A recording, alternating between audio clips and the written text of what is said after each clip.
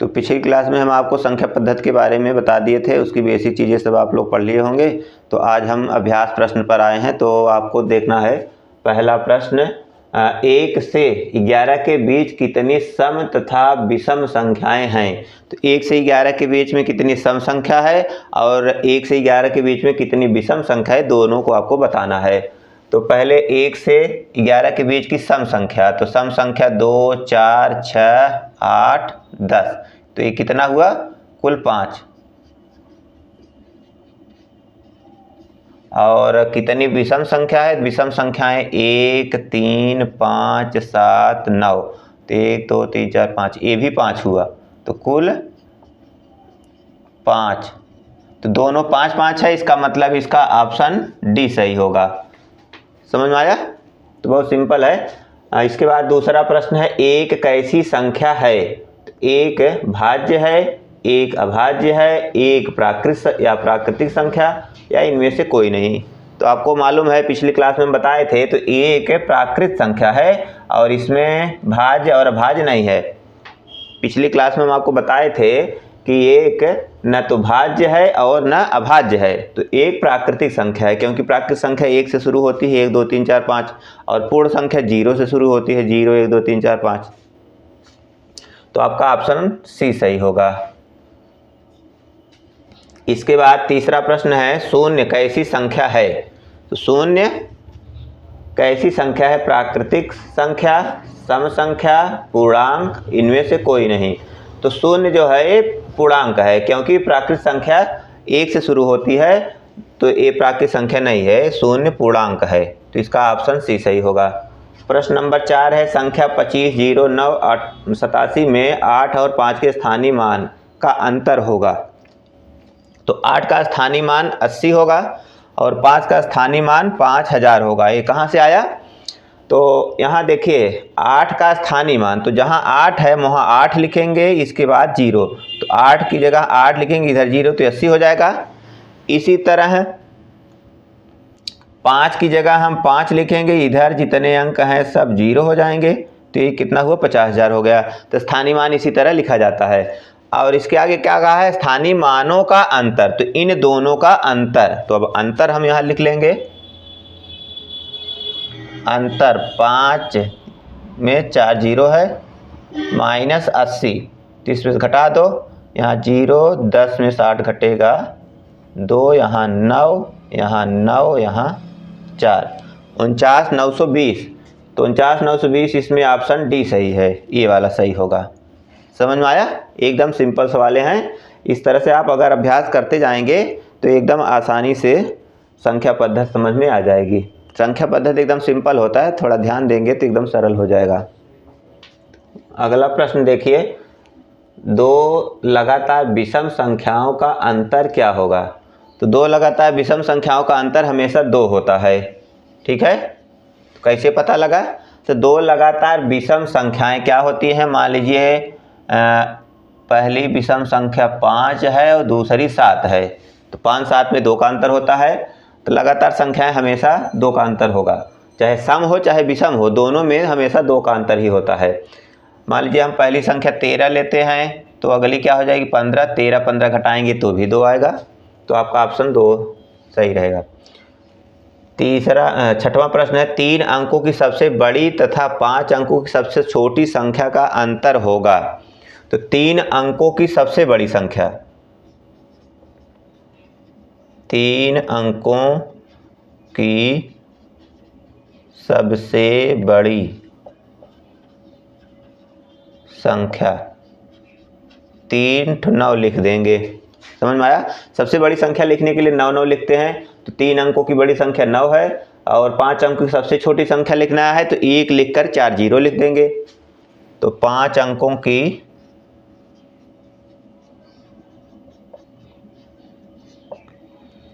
सबसे छोटी संख्या, सबसे छोटी संख्या 5 अंक रहेगा, तो 1 लिख करके 4 0, 1 2 3, 10,000। अब इसका अंतर, तो अंतर हम इसमें घटा देंगे। 10,000 में से 999 घटा दीजिए। 10 में से 9 घटेगा 1, यहाँ 9, 9 में 9 घटा 0, 9 में 9 घटा 0, यहाँ 9, 9,001। तो आपका ऑप्शन डी सही है। ठीक है।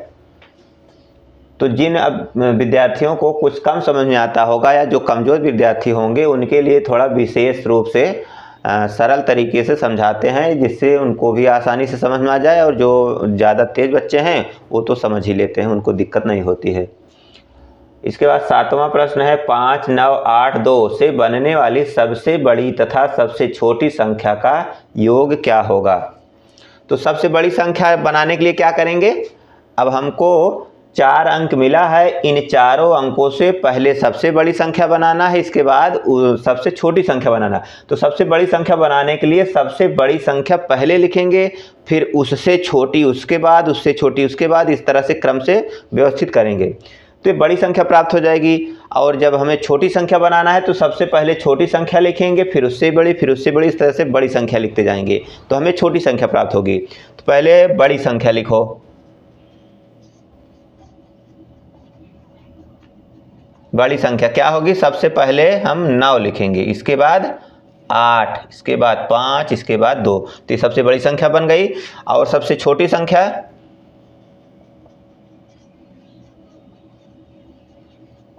छोटी संख्या तो पहले हम 2 लिखेंगे, इसके बाद 5, इसके बाद 8, इसके बाद 9। तो इसका योग, योग मतलब जोड़ दीजिए, योग।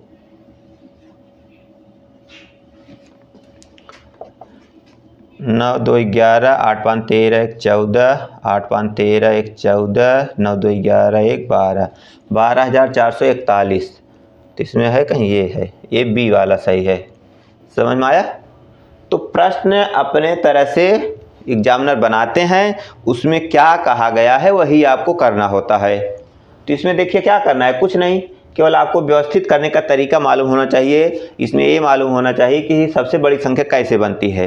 तो सबसे बड़ी संख्या पहले बनेगी, जो सबसे बड़ी संख्या होगी उसको पहले लिखेंगे, उससे छोटी, उससे छोटी, इस तरह से लिखेंगे। और सबसे छोटी संख्या बनाना है तो सबसे छोटा अंक पहले लिखेंगे, तो वो छोटी संख्या बनती जाएगी। और एक प्रश्न आपको फंसा सकता है, उसको भी हम यहाँ चर्चा कर ले रहे हैं। जैसे इसी में आपको दिया जाए 5 9 8 0 2, एक 0 भी आ गया, तब छोटी संख्या कैसे बनाएंगे या बड़ी संख्या कैसे बनाएंगे, इसको देखिए। बड़ी संख्या, तो सबसे बड़ी संख्या पहले लिखेंगे 9 8 5 2 0, तो 0 एकदम लास्ट में रहेगा। और छोटी संख्या, छोटी संख्या बनाने के लिए क्या करेंगे, तो 0 सबसे छोटा है, लेकिन 0 हम पहले नहीं लिख सकते।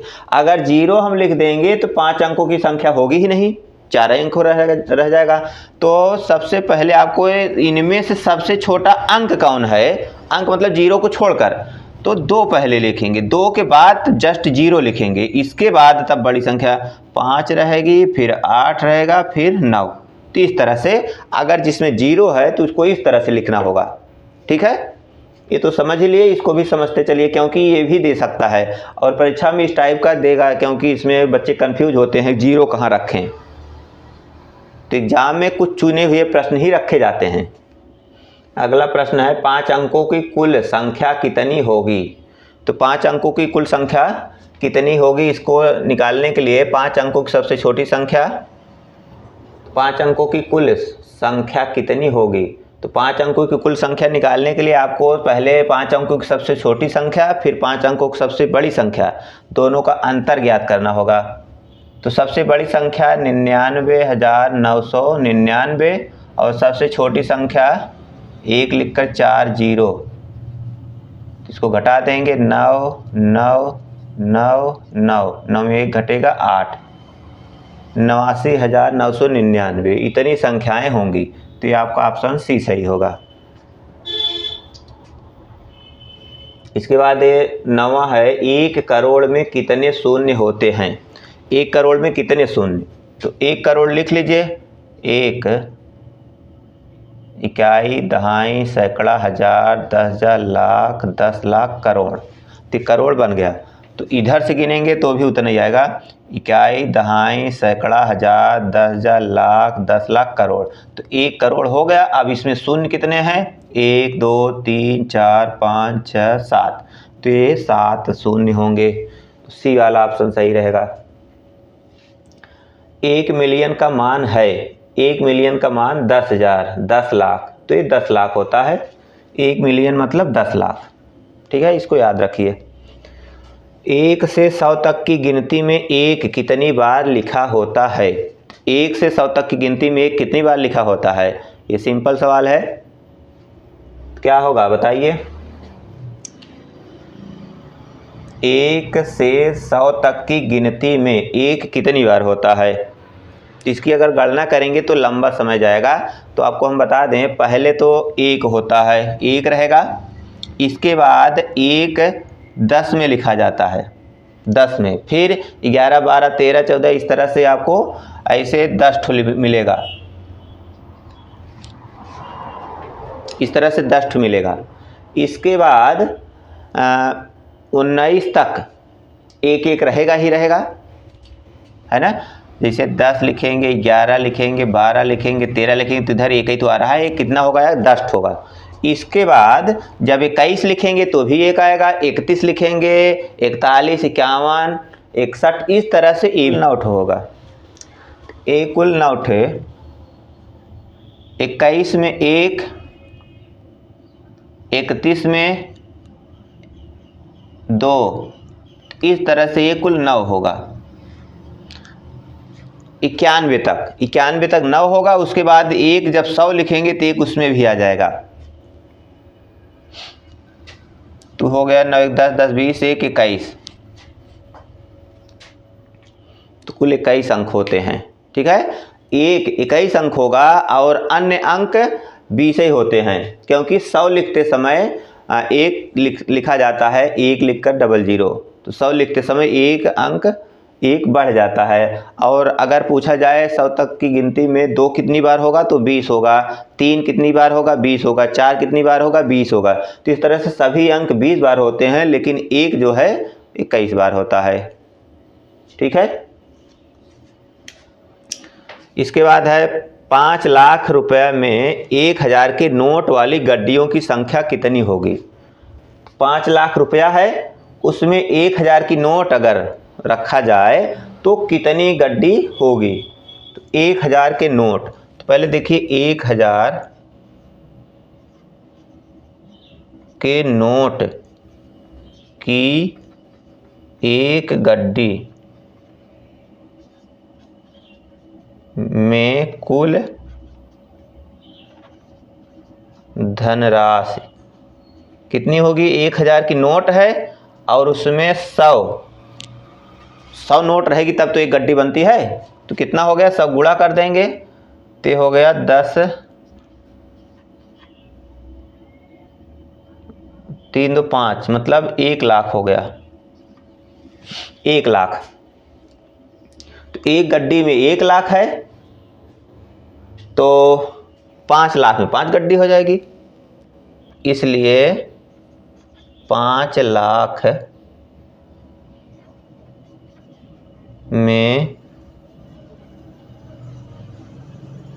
गड्डियों की संख्या, 5 लाख मतलब 5 लिख करके 5 जीरो, लाख में 5 जीरो होता है, और बटे 1 लाख 100,000, तो बराबर 5 गड्डी आएगी। इस तरह से आप लोग आसानी से हल कर सकते हैं।